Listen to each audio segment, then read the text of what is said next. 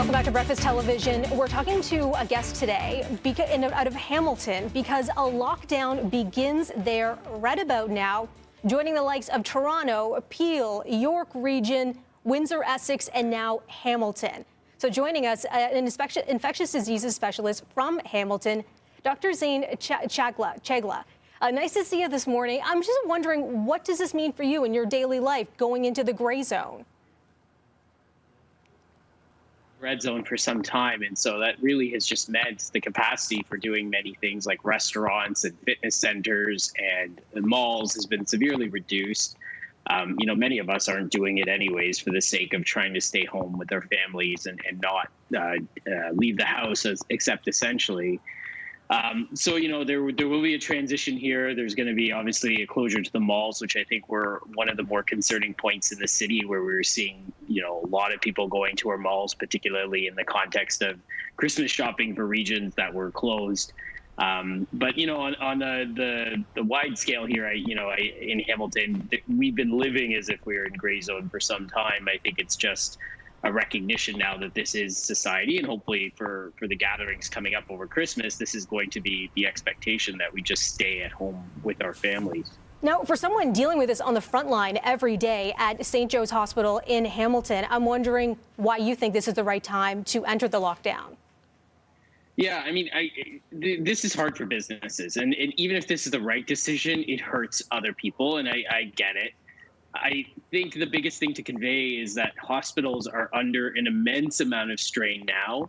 And realistically, the ability for them to care for people with COVID and to care with people without COVID is being compromised. So, hospitals are dealing with their own outbreaks, unfortunately, and a limited number of staff, for giving their staff a break for the holidays and making them not work overtime for the next 2 weeks. But also helping long-term care facilities, dealing with their own COVID patients. The staffing is getting to a critical point. And again, our hospitals are full as they are at this point in the year. And so it's just becoming tough to provide care to everyone. And it's such a strange distinction for Hamilton to just be entering this gray lockdown zone when it looks like the rest of the province will be joining you very soon. What do you think about the province-wide move? Yeah, I think, at least in Southern Ontario, it's a recognition there's growth everywhere. It's not just in the Greater Toronto area and Peel.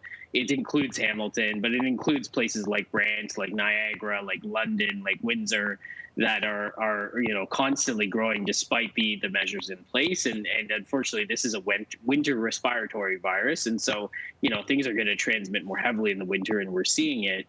Northern Ontario has done relatively well, but there's been some concerning areas, and we know their health care systems are more fragile than the ones of the South. And so, this is also an expectation there to keep things under control such that they can probably open up first.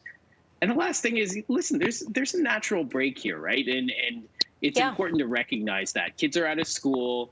Even essential workers are getting a break for a few days. And so if there is a point in the year to do this, this is the time. This is the time where people often have 2 weeks off, or some degree of it, right? So, if you're going to go very aggressively, you might as well do it during the time where it's going to have the least impact on society.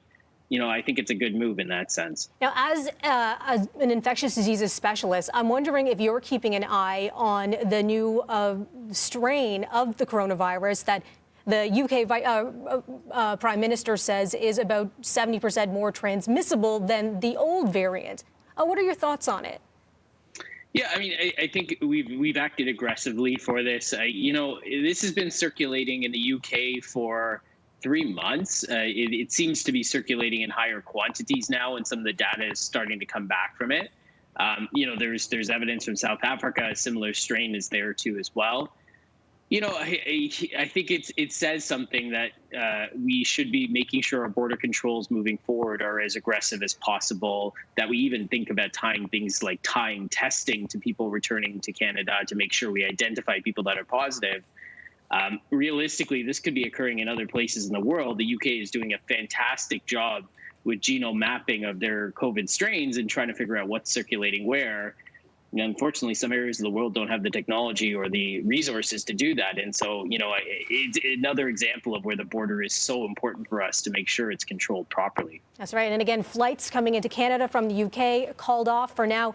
But I guess the important thing about that, too, they're saying, and I don't know what you've been reading about this, too, that the vaccine still works with it. Mm-hmm.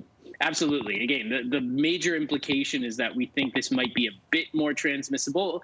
It's still not clear if it's the virus or the context where the virus was circulated in. And so those studies are ongoing.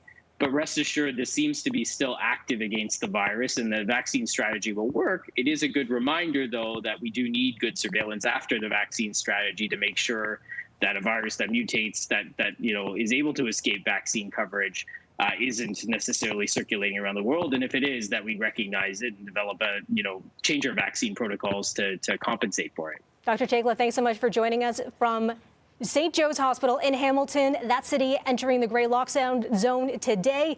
The rest of the province joining us soon. Have a great day. You too. Take care. Check